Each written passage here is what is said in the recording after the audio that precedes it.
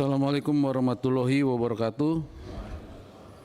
Salam sejahtera untuk kita semua. Salam Om Swastiastu, nama budaya, salam kebajikan.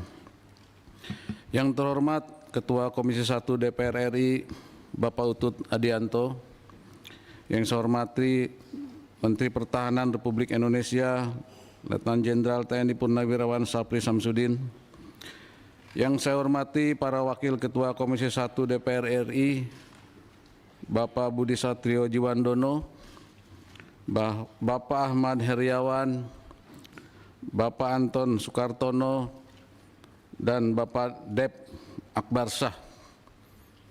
Yang terhormat Wamenhan Masda TNI Purnawirawan Doni Hermawan, yang saya hormati para ketua fraksi dan Bapak Ibu anggota Komisi 1 DPR RI, yang saya hormati Kepala Staf Angkatan Laut Laksamana TNI Muhammad Ali, yang saya hormati Kepala Staf Angkatan Udara Marsikal TNI Muhammad Tony Haryono, yang saya hormati Wakasat Letnan Jenderal TNI Tandio Budi Revita, dan seluruh perwira yang hadir dan peserta rapat yang berbahagia. Pertama-tama marilah kita panjatkan puji syukur kehadirat Tuhan Yang Maha Esa, karena atas limpahan rahmat serta karunia-Nya pada hari ini kita masih diberikan kekuatan dan kesehatan untuk mengikuti rapat dengar pendapat dengan Komisi 1 DPR RI tentang kesiapan TNI dalam pengamanan Pilkada serentak 2024. Sebelum saya memulai paparan pada hari ini, izinkan saya dan seluruh jajaran TNI mengucapkan selamat atas terpilihnya Bapak dan Ibu sekalian di Komisi 1 DPR RI. Semoga dengan terpilihnya Bapak dan Ibu, kemitraan antara TNI dengan DPR RI semakin meningkat, agar TNI tetap dapat melaksanakan tugas pokoknya untuk melindungi kedaulatan bangsa dan negara Republik Indonesia. Pada kesempatan ini pula saya selaku Panglima TNI tetap berkomitmen untuk mendukung seluruh program kerja Komisi 1 DPR RI periode 2024-2029. Para peserta rapat yang saya hormati, tugas pokok TNI sebagaimana diamanatkan dalam pasal 7 ayat 2 Undang-Undang Nomor 34 Tahun 2004 tentang TNI dinyatakan berupa operasi militer untuk perang dan 14 operasi militer selain perang. Dalam OMSP, tugas TNI diantaranya yaitu membantu tugas pemerintahan di daerah dan membantu Polri dalam rangka tugas Kamtibmas. Dalam kaitannya dengan Pilkada serentak, TNI akan membantu pemerintah dalam penyelenggaraan Pilkada serentak 2024 dan membantu Polri dalam pengamanan setiap tahapan penyelenggaraan Pilkada serentak 2024 agar berjalan dengan aman, tertib, dan lancar. Tahapannya telah dimulai pada akhir Agustus dan akan berakhir sampai dengan akhir bulan Desember 2024. Pilkada tahun ini akan dilaksanakan di 545 wilayah di seluruh Indonesia, yang dilaksanakan di 37 provinsi, 415 kabupaten, dan 93 kota, yang akan diikuti lebih dari 1.000 pasangan calon kepala daerah, baik gubernur dan wakil gubernur, bupati, wakil bupati, serta wali kota dan wakil wali kota. Dan terdapat 34 orang bakal calon kepala daerah yang merupakan prajurit TNI, baik aktif maupun purnawirawan, dengan rincian 16 orang perwira tinggi, 16 orang perwira menengah, dan 2 orang perwira pertama dan 1 orang tamtama TNI. Hal ini penting saya sampaikan karena telah menjadi komitmen TNI terkait netralitas dalam pilkada. Situasi menjelang pilkada serentak sampai dengan tahap pendaftaran paslon sangat dinamis, sehingga menyebabkan pilkada serentak ke depan memiliki kompleksitas yang lebih tinggi jika dibandingkan dengan pilpres.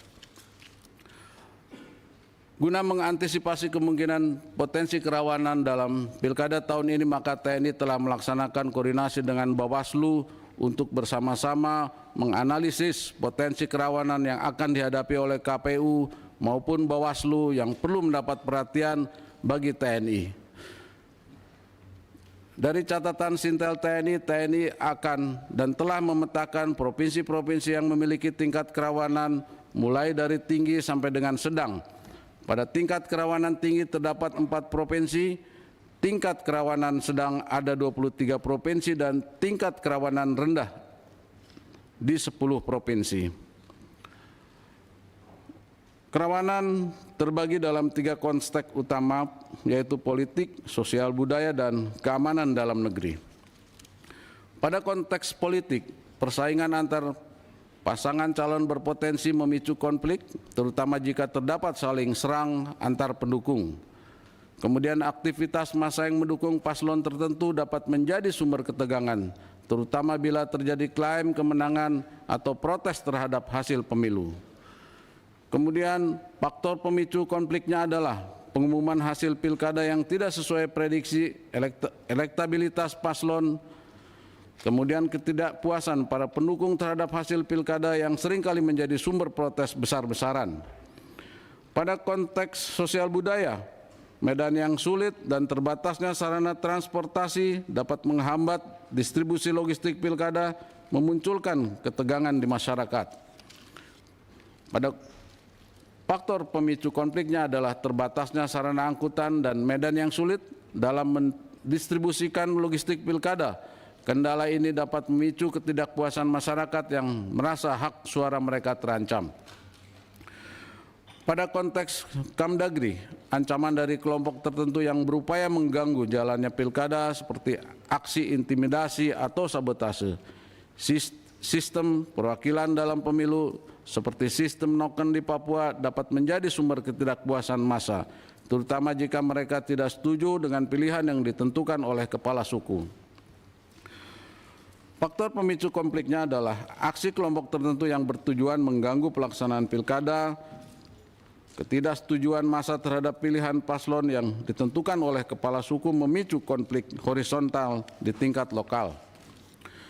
Para peserta rapat yang saya hormati, TNI telah melaksanakan analisis terkait kerawanan yang kemungkinan akan terjadi dalam tahapan Pilkada serentak 2024. Beberapa hal menonjol yang terjadi antara bulan September sampai dengan bulan November 2024. Pada bulan September 2024 terdapat 3 kejadian, yaitu pelemparan granat oleh OTK di rumah calon gubernur Aceh, kemudian penembakan yang dilakukan oleh OTK terhadap rumah dan mobil calon Bupati Toli-Toli, pergantian calon wakil gubernur Papua Selatan, dan pada bulan Oktober terdapat 2 kejadian menonjol, pemecatan calon Bupati Malang, kejadian kecelakaan kebakaran kapal motor yang mengakibatkan meninggalnya calon gubernur Maluku Utara. Kemudian pada bulan November ini 2 kejadian menonjol, KPU membatalkan paslon nomor urut 1 Pilkada Papua Barat Daya dan pembacokan oleh pendukung salah satu paslon pada Pilkada Kabupaten Sampang yang mengakibatkan 1 orang meninggal dunia.